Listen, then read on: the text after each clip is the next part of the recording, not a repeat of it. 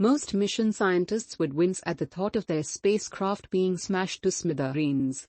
But for those behind NASA's DART probe, anything short of total destruction will be chalked up as a failure.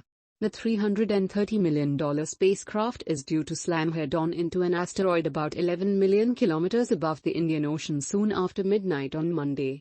The impact, at nearly 7 kilometers a second, will obliterate the half-ton probe, all in the name of planetary defense. The DART, or Double Asteroid Redirection Test, is an experiment, the first mission ever to assess whether asteroids can be deflected should one ever be found on a collision course with Earth.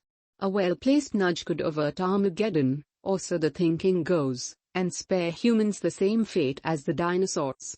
The DART mission launched from Vandenberg Space Force Base in November last year.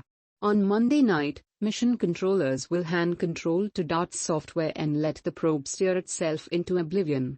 The collision will be recorded by DART's camera and two more on board a small Italian probe, which DART released last week to witness the spectacle from a safe distance.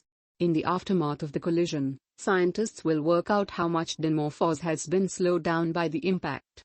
To do this, they will monitor the brightness of the larger asteroid, Didymos, which dims slightly every time Dimorphos crosses in front to complete a lap.